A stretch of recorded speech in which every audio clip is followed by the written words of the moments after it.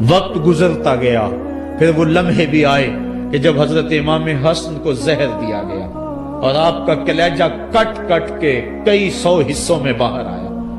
آپ سے آخری لمحے حضرت امام حسین نے پوچھا کہ میرے بھائی کوئی وصیت؟ کہا بیٹا کوفے والوں سے بچ کے رہنا، ان کے دغے سے بچ کے رہنا۔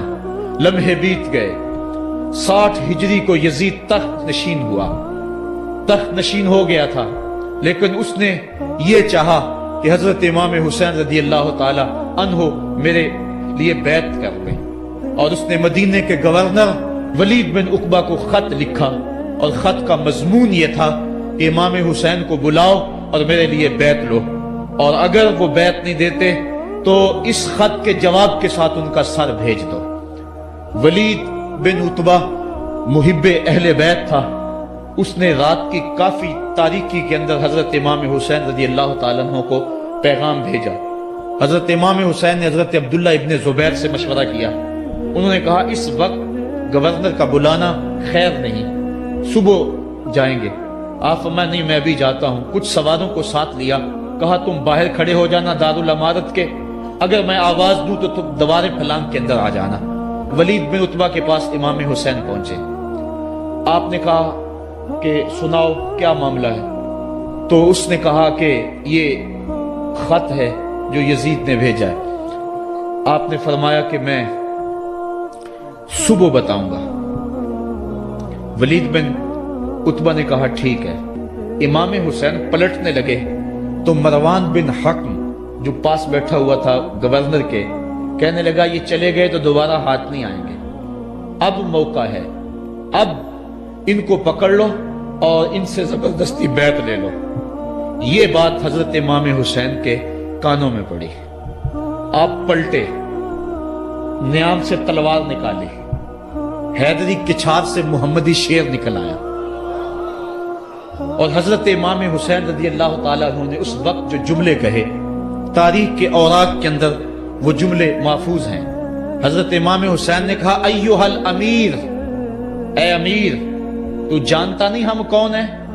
انا معدن الرسالہ و مہبط الوحی و مختلف الملائکہ، میں وہ ہوں جس کے گھر میں جبریل آتا تھا، ہمارے گھر میں وحی اترتی رہی ہے۔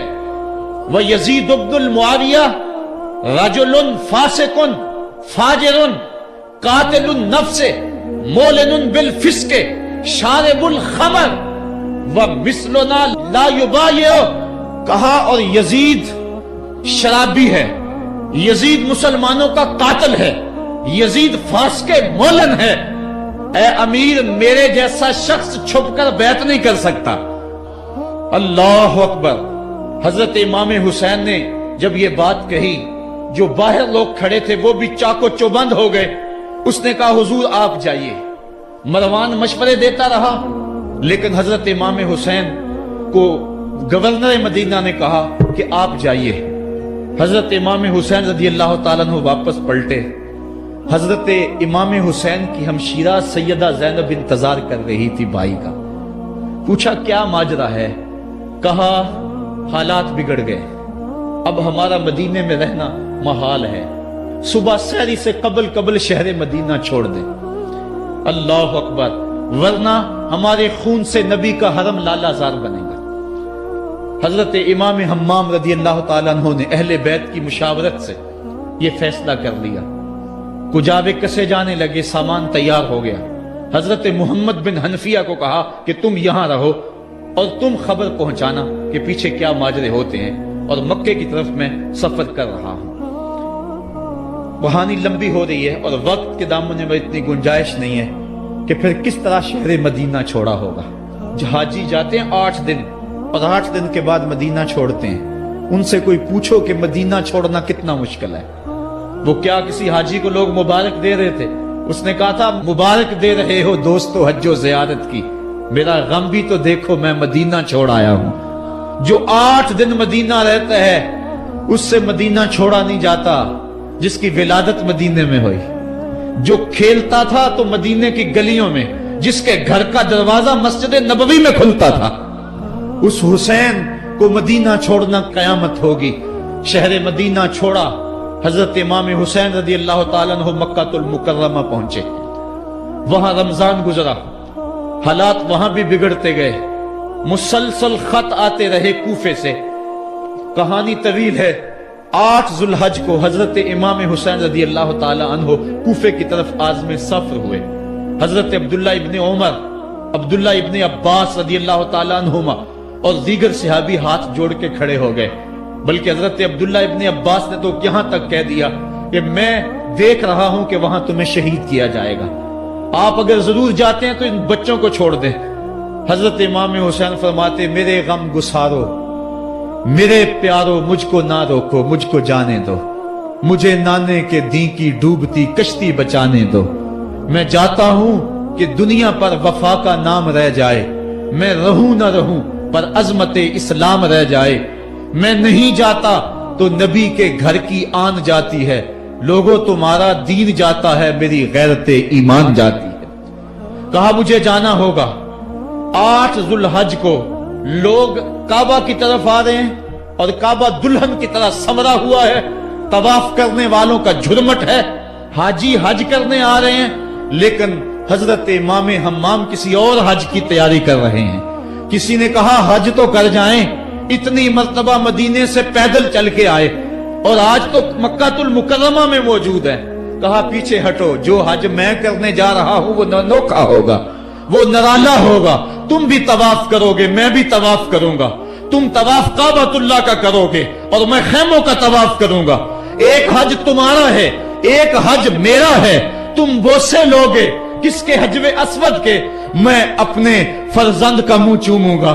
لوگوں ایک طواف تمہارا ہوگا، ایک طواف میرا ہوگا، تم آب زمزم پیو گے، میں پیاسا رہوں گا، اور تم کبھی صفا پہ کبھی مروہ پہ دوڑو گے، میں کبھی علی اکبر کی لاش اٹھانے جاؤں گا، کبھی میں قاسم کی لاش اٹھانے جاؤں گا، کبھی اون محمد کے تڑپتے ہوئے لاشوں کو اٹھانے جاؤں گا۔ لوگوں ایک حج تمہارا بھی ہے، ایک حج میرا بھی ہے۔ جب تم حج کر لو گے تمہاری سائی مکمل ہو جائے گی تو تم سر مڈا کے احرام کھول دو گے، اور جب میری سائی مکمل ہو جائے گی تو میں سر کٹا کے احرام کھول دوں گا۔ تم سفید احرام پہنو گے، میں سرخ احرام پہنوں گا، اور وہ حج قیامت تک کے آنے والے حجوں کی آبرو ہوگا۔ حسین اگر نہ شہید ہوتا تو آج گھر گھر یزید ہوتا، اسلام کی عظمت عیاں نہ ہوتی، خدا کے گھر میں اذان نہ ہوتی، بار الہا نوحہ سناتا پھرتا، تا روز جزا اشک بہاتا پھرتا۔ امداد نہ کرتے اگر کربلا میں حسین، اسلام تیرا ٹھوکریں کھاتا پھرتا۔ کربلا کی تپتی ہوئی ریگزار میں حضرت امام حسین نے جبر و ظلم کے خلاف جس قوت سے کھڑے ہو کر عظیمت کی داستان رقم کی۔ 10 محرم کا دن تھا، جمعہ کا یوم سعید تھا، بیچ کربلا کے میدان میں دوپہر کے وقت جب نبی کا خاندان اجڑ رہا تھا، ایک ایک کلی اس چمن کی کٹ رہی تھی۔ 72 افراد 22,000 کے لشکر جرار کے مقابلے میں کھڑے تھے۔ وہ یزید جس نے اس کے علاوہ بھی بڑے جرم کیے، جس نے جو ہے وہ 1700 صحابہ کو مکہ المکرمہ میں شہید کیا، جس نے 700 حفاظ کرام کو شہید کیا، جس نے حضرت ابو سعید خضری کی داڑھی نوچ لی، جس نے مدینے کے اندر مسجد نبوی کے اندر گھوڑے باندھے، جس نے جو ہے وہ 3 دن تک مسجد نبوی کے اندر اذان نہ ہونے دی، وہ یزید آج کربلا کے تپتے ہوئے ریگزار کے اندر آل رسول کے ساتھ ظلم کی وہ داستان رقم کر رہا تھا کہ قیامت تک آنسو سسکیاں نہیں تھمنے پائیں گی۔ یزید مر گیا، اس کا نام مٹ گیا، اس کا تشخص مٹ گیا، لیکن حسین کا نام آج بھی زندہ ہے، اس کا پیغام آج بھی زندہ ہے۔ یہ ہزاروں کا مجمع، یہ امٹتے ہوئے محبتوں کے جذبات، یہ آنکھوں کا آنسوؤں کا خراج دینا، کیا یہ حسین ابن علی کی زندگی کی دلیل نہیں ہے؟ کون ہے جو یزید کا نام لیتا ہو؟ آج اگر کوئی یزید کا نام لیتا بھی ہے تو سر جھکا کے لیتا ہے۔ میں کہتا ہوں کیسا تمہارا لیڈر ہے جس کا نام لینے سے قبل شرمندہ ہوتے ہو، جس کا نام لیتے ہوئے شرمندہ ہوتے ہو، جس کا نام لینے کے بعد پسینہ پسینہ ہوتے ہو۔ تم اپنے قائد اور لیڈر کا نام لیتے جھجکتے ہو، گردن جھکا کے دائیں بائیں دیکھ کے نام لیتے ہو، اور جب ہم نام اپنے آقا کا لیتے ہیں سر اٹھا کے لیتے ہیں۔ اے حسین ابن علی تم پر سلام،